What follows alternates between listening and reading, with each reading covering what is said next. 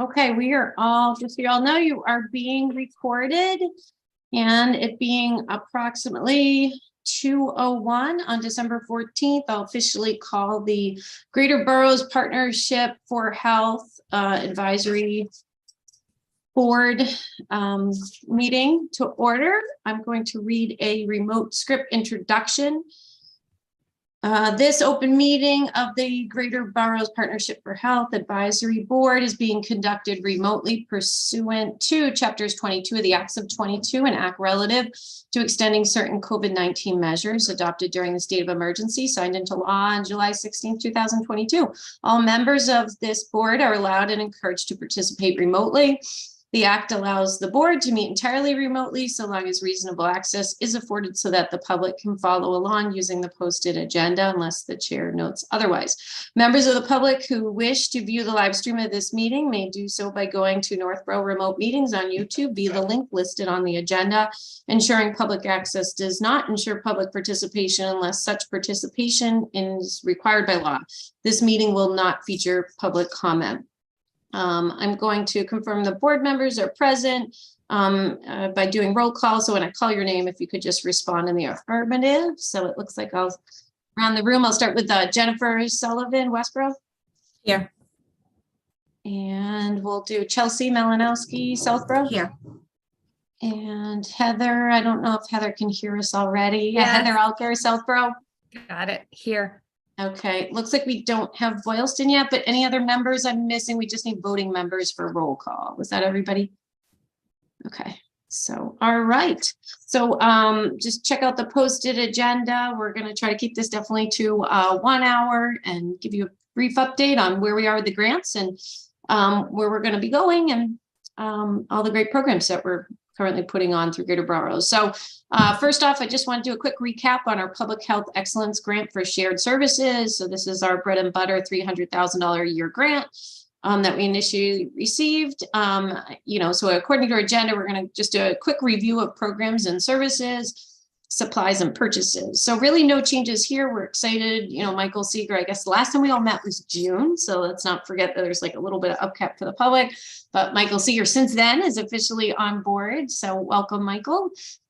It feels like we've been here for like 6 months. So anyway, it's great to have you. So we are fully staffed under this grant. Again, this grant includes Michael, who is full-time. He's partially paid through the Northborough Board of Health budget. He's providing inspectional services, housing and food to Southborough, Northborough, Boylston, and is available for like vacation cover and backup services through the IMA with Westborough as needed, but they are getting it done over there. But don't forget, Michael's a resource. And then again, as a quick recap, this grant also includes our nursing contract with Sam and VNA for $131,000, which includes 1.5 positions, which is 15 hours of nursing services per week to our 4 communities. And we have Ellen Coulard, who's on previously Shanahan since the last meeting. So Erin, welcome. And Erin's predominantly in Northborough, Boylston and Southborough, and we also have Jim Fredericks not on board, and Jim is providing nursing services over in Westborough. So that's really just a quick recap. So I know contact tracing in each community has changed a little bit, how we're using these nurses and other things. I can speak. I know Jim is working more exclusively with Jen over in Westborough. So they've done other programs like falls prevention and other great nursing services. And Jim coordinates that directly through Westborough town departments through their health department as well. So really recap, the biggest update for us is that since our last meeting, the town of Northborough was designated as a community naloxone purchasing program, which means we can get free Narcan and distribute to the region. There's really no reasons that we can't service sort of the host ordering for other communities for you to be able to distribute. So that's available. And we did our first official Narcan training, which was circulated to several of the towns. That was our dry one. Erin, do you want to just give us a real quick recap because it's pretty exciting, and Isabella was there as well. Sure. Yeah. So as Kristen said, the first one was last night at the Northborough Public Library from 6 to 6:30. It was very well attended and it seemed like it went really well. So that was great for us.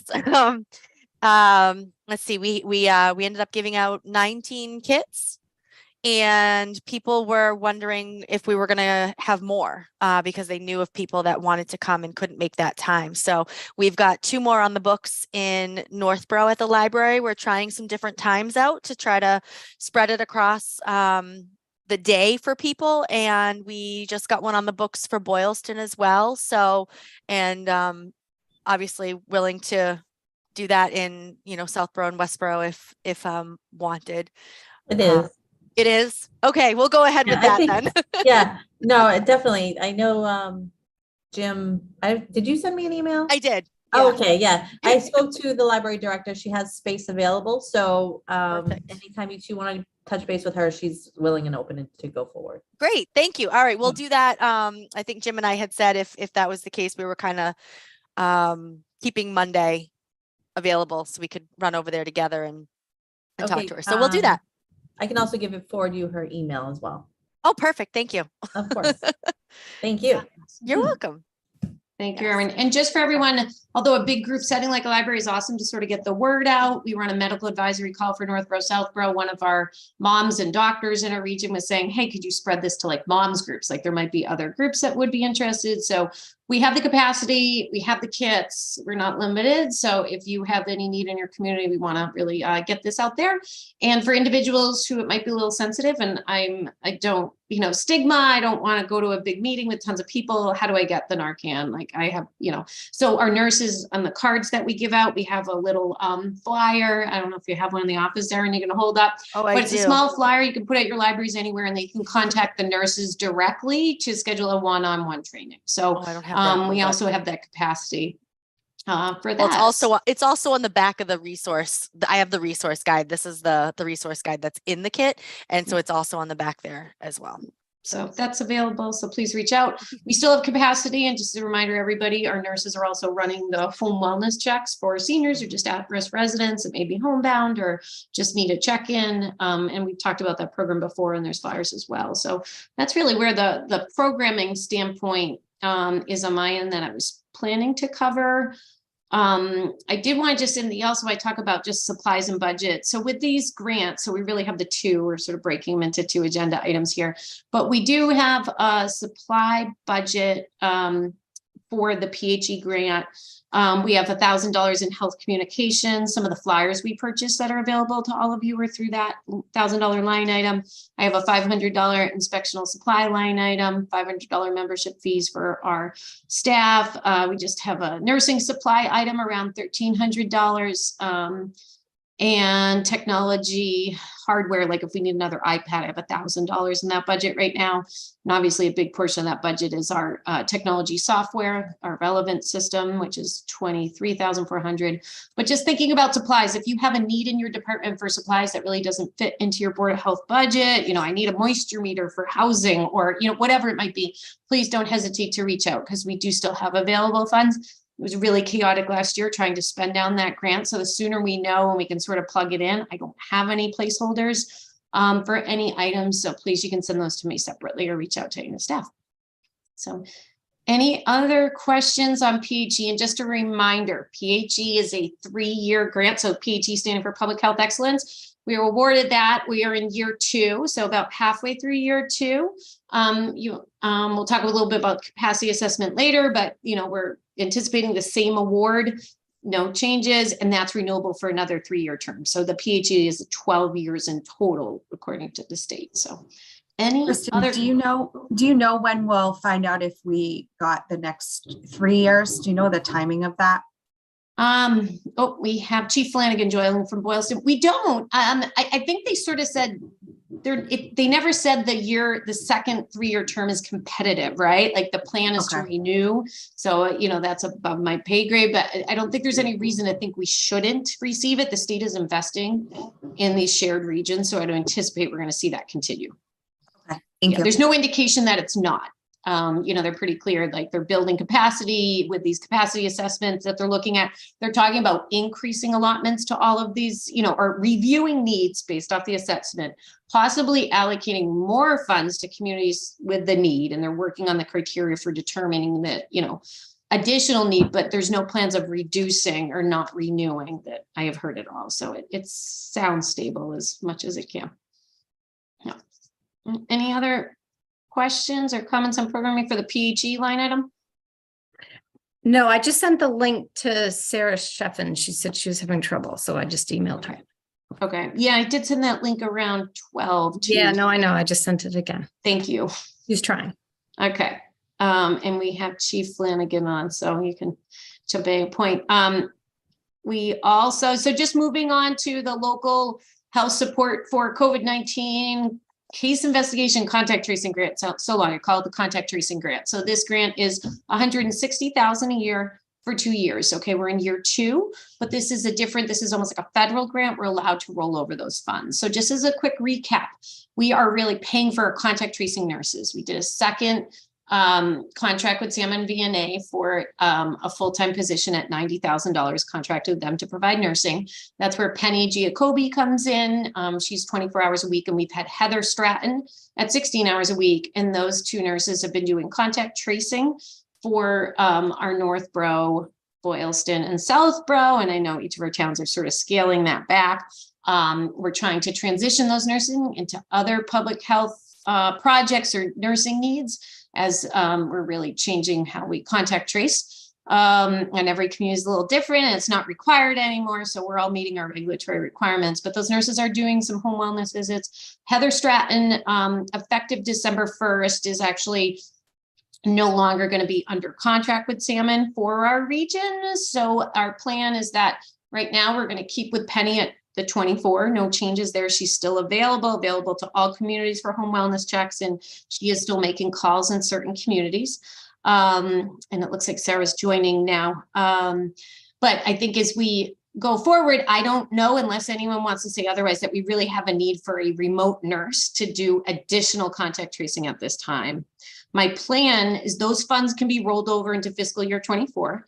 And so my plan is that that would let us keep our staff. Isabella is also paid out of that grant.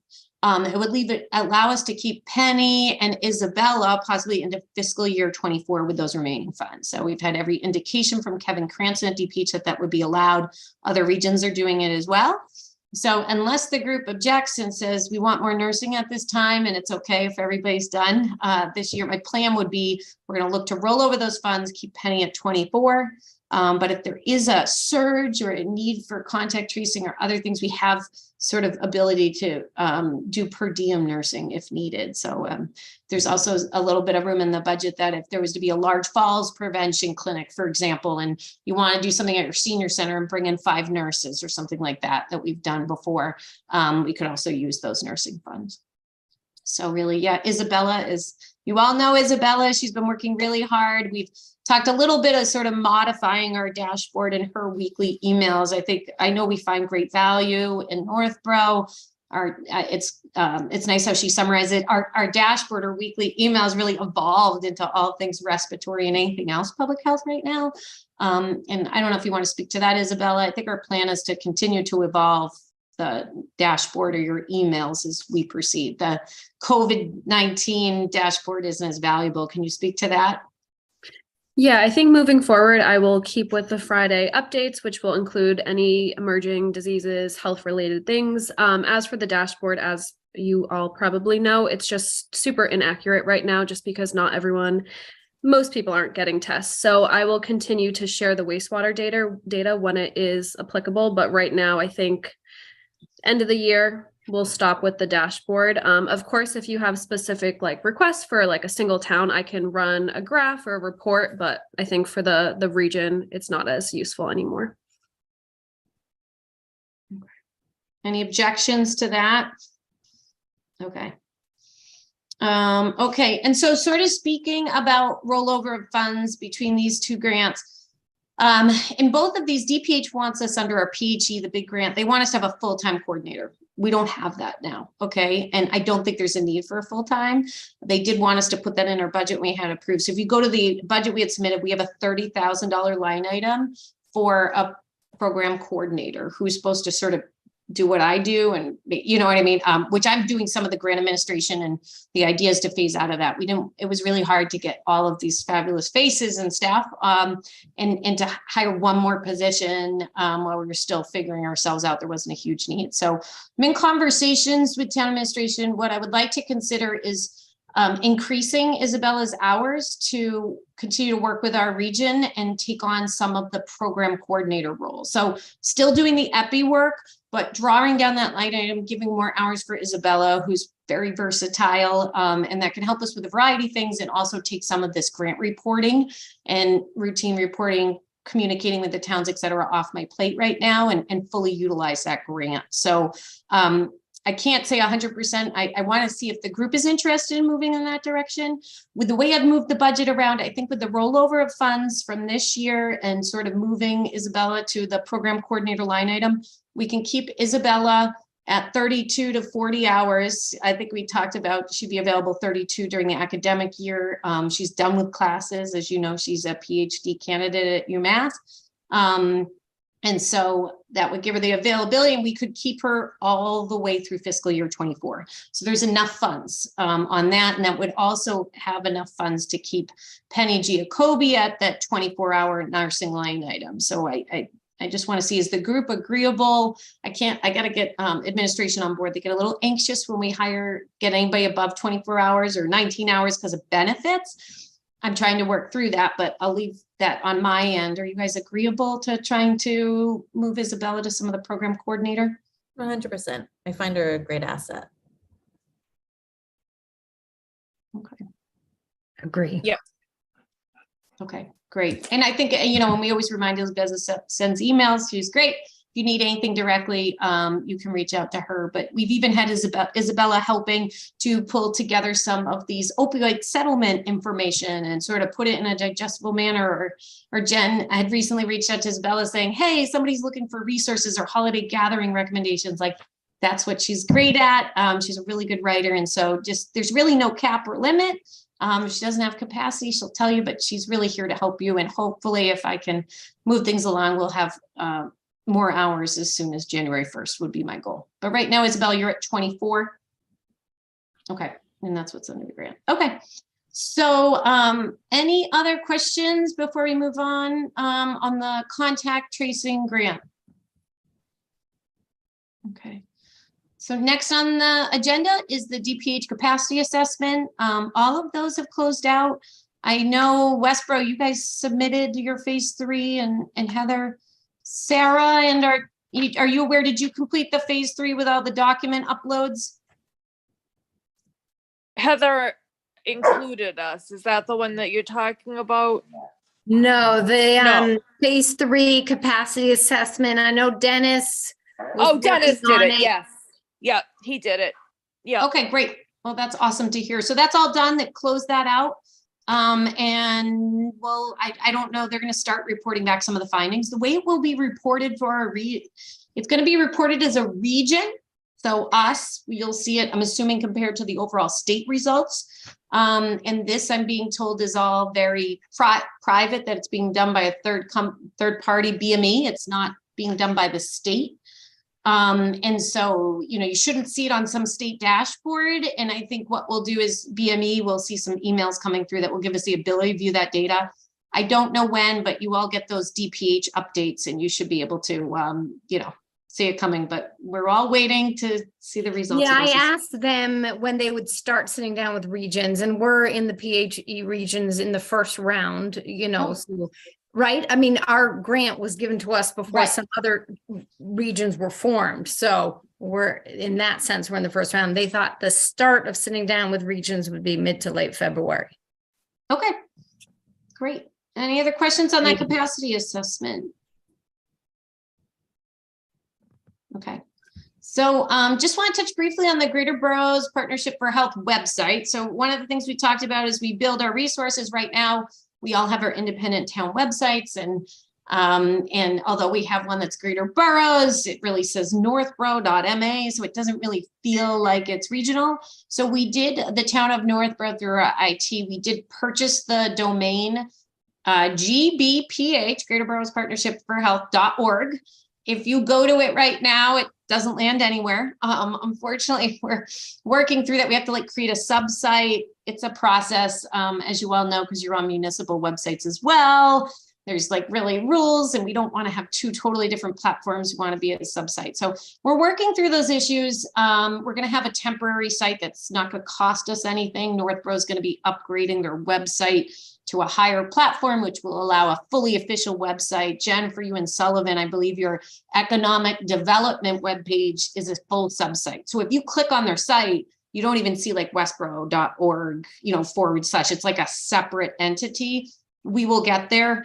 Please be patient. It might be like we'll get something temporary. We'll move there long-term, but until Northborough upgrades all of our sites, there's no way for me to have a fully functional sub-site. So unfortunately, that project is going from, it's going to be delayed, but we'll get something temporary. It won't be a cost to the region, and we'll build that in. So stay tuned. We're sort of working out what we'll put. We're not going to build it out like crazy, but if there's ideas you have of what to post, ultimately we want to be able to land all of our, our shared programming there. So our Narcan flyers and upcoming trainings and any of like the resources Isabella, for example, would push out, or nursing resources, or even, any inspectional resources that would be needed for the region. And most importantly, links separately to all of our 4 Board of Health web pages or health department web pages. So here we are, but we still have some independence with our towns and our boards and committees. So we want to have a links page. So we'll be working through that. Michael's helping. Any questions, let me know. So any thoughts on the website? Are you intending to have clinic information on there too, and sign up information so that we have like a listing of every single clinic, no matter what town it's in? Okay. Right. That'd be helpful. So any that would be open, or, we could always, even if it was in a town and there were restrictions like seniors only or Westboro, or the goal would have upcoming events, and we would just have all of our programming. So if it's signing up for a training, I don't know if it'd be like a official calendar, but I don't think we'd be that robust. Getting through that little like bulleted list would be a problem, but that would be the goal. Awesome. And most importantly, contacts page. I know our nurses might not love this, but we really talked about doing just little screenshots. They do a really nice job of this in Hudson. Like, who are we? A picture, name, phone number, just because, especially for all of you. And I should introduce Anne Marie Muckenstrom is on. So she's Boylston's new public health nurse. So just to help everybody know who's who, especially with these shared staff that, a lot of times they get a call from a contact tracing nurse, and it's good to be able to verify that this person called me and are they officially on some website somewhere. Okay. So next, we'll go quickly. Impact Melanoma Sun Safety Resources and Programs. So Isabella, you were tasked, and I don't think this group's heard about this yet. So do you mind filling us in? Yeah, of course. So I've been interested in melanoma, and I recently met with the North Shore, and they I have a couple slides that might be helpful. So basically, it's a nonprofit that focuses all on preventing melanoma. So education and prevention, and they don't fund research. So basically on the left here, one of their big programs is sunscreen dispensers, which I am interested in possibly sharing, or, getting a grant to do this in our towns, whether it be like a park or a splash pad, etc. So basically, this is what it would look like. You can have your own logo. So we could also have Greater Boroughs Partnership for Health on it, or, health department. It's, a poll. It's very easy to implement. I actually spoke to the director of Impact Melanoma, and they're very excited to possibly work with us. These are some pictures of the North Shore. So they do community outreach and education, as well as the sunscreen dispensers. They also have a handful of other programs, but just, starting out, we would focus on sunscreen. And basically I had a tentative proposal. Kristen and I just came up with like 6 to 8 sunscreen dispensers based on how many parks we had in town.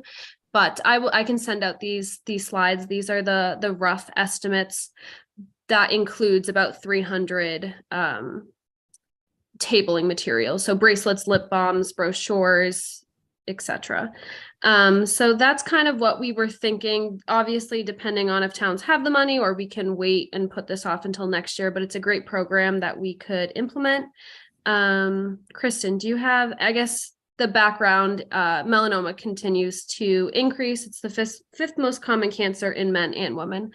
So this would just be kind of us going into more like chronic health and cancer prevention rather than infectious disease. So this is just, new cases, death rate. And the number one way to prevent melanoma is reducing your UV radiation, which is through sunscreen. So those are just, I was interested, so I reached out. Kristen, do you have anything to add about that? Yes, Salem, if you were at the MHOA conference in the fall, the North Shore group, which is like us, Greater Boroughs, but it's the North Shore group. Salem's their host agency, I believe, and they had done this. I believe they used their contact tracing, some of their surplus funds. Yeah. So unfortunately with staffing, like we wouldn't necessarily have that, but we could look to a Metro West Health Foundation grant. And Salem, their region, what I really liked is they sort of worked, through their program coordinator. In this case, we'd be working through Isabella for each town to say, hey, are we interested? And if you are, it might be different in every town. Is it the health department doing alone? Is it through your DPW? Is it through your rec? Where would you want them? So I think, some towns might have that in a budget, let's say DPW, or maybe you already, like in Northborough, we already have one of these that is maintained by a civic organization. So we're still figuring out, is it the right fit? But that gives you a ballpark. So for a community, you might say, we want to use ARPA or whatever it might be. So I think the goal would be, we don't have the funding for the supply, that purchase right now. If you had it, you want to move forward, or we could look to apply regionally, let's say to Metro West Health Foundation. Could we put their logo on it and everybody really wanted it? So I guess the step one is figure out if your town has any interest, approximately how many dispensers you would want in your town. And the biggest thing with these that I hear is it's the maintenance and the upkeep, right? Like people end up squirting all over it. The kids made a mess of it. Like who's maintaining it is a big thing. Like we're not gonna be able to do that as Greater Boroughs. You would need a commitment from either a volunteer group, a rec department, your DPW, like routine maintenance on this. And so if you come back to us or go directly to Isabella, like we're looking for 8. Yes, we've solved the maintenance issue, or maybe they want to talk to somebody about what maintenance looks like. And if we get that all together, then we could look to move forward. So we'll stay tuned. But Isabella is your contact on that. I think it's a great way to get beyond, like Isabella said, just infectious disease in our communities, right? I definitely am interested. I have plenty of Metro West money left, so sign me up if I can get Metro West to agree to it, which I don't think would be a problem. Do you agree, Kristen? Yeah, I think I would send a quick email to, I believe that grant is through Rebecca Gallo. Just Isabella maybe could share the slides or write you a little description. You get a rough idea. I think they go for it. I would probably say we want to put Metro West logo on it, might like seal the deal, but they would be the one to make take. But I think that's a great idea. And it's good timing to try to get it in play for like spring, open the parks and look at these new dispensers. And you might not need the poles in a lot of cases because you mount them. If you have a entrance sign or a post already there, you might not even need like the cost of the poles, et cetera. So I think our rec department is actually putting in a new splash pad, so it would be perfect timing. And I'm sure they'll take care of it. Perfect. I will send you the slides I just shared, and they also sent me a ton of information, so I can. Great, and then you'll write a little blurb for me. Perfect. Great, yes. Thank you. Yeah, and send the information to us as well. We can. Okay. Perfect. Thank you.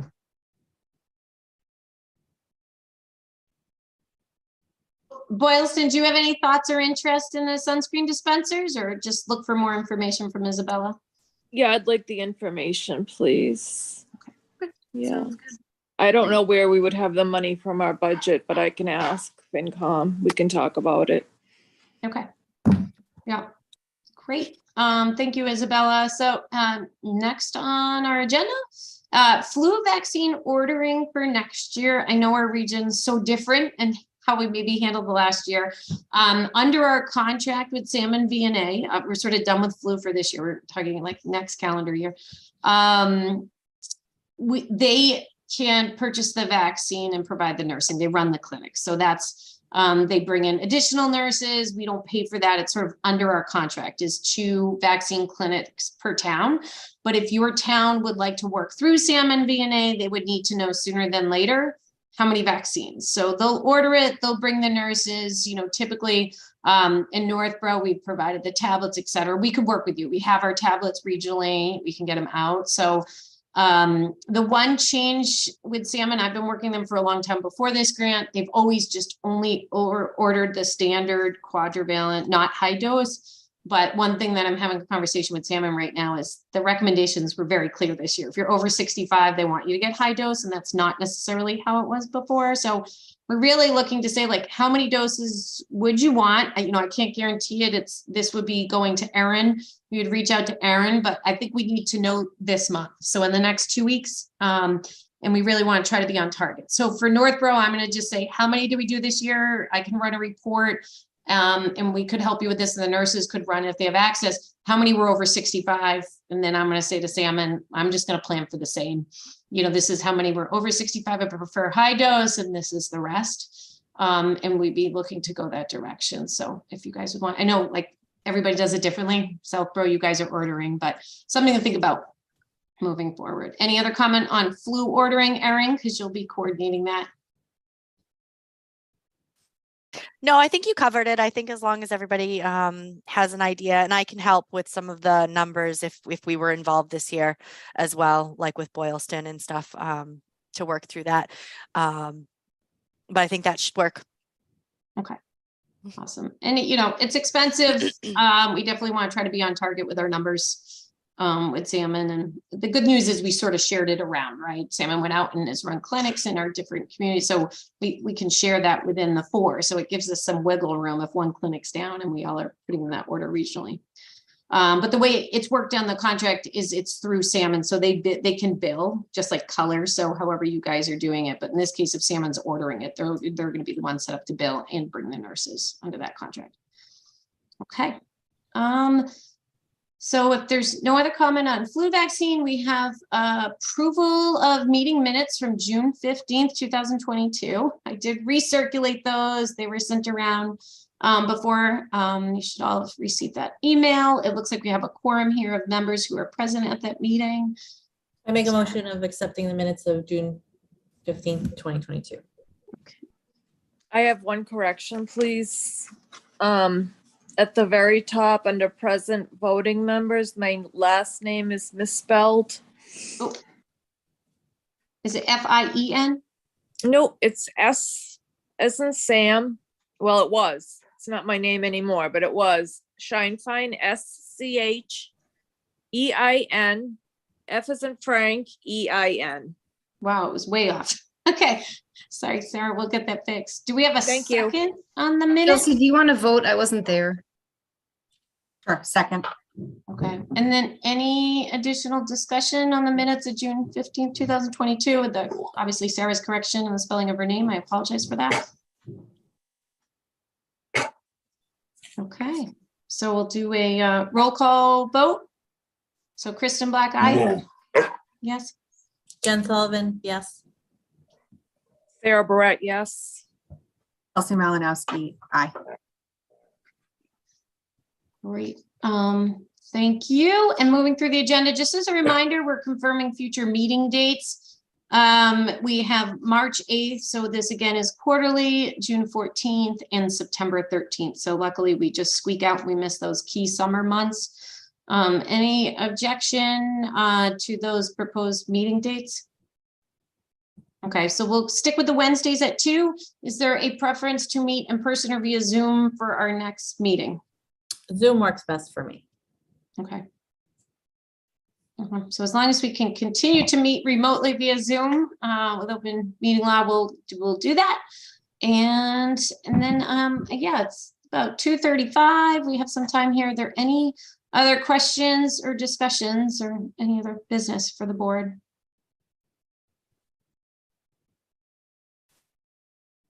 I make a motion to adjourn. If there isn't any. Second, if I don't hear any. Okay, and roll call vote. Kristen Black, aye. Heather Jen Upper, aye. Jen Sullivan, aye. Sarah Barrett, aye. Excellent. Well, thank you, everybody. And we hope you have happy holidays. It's very nice to meet you, Anne Marie. And thank you for taking the time. Thanks, everybody. Thank you. Happy holidays.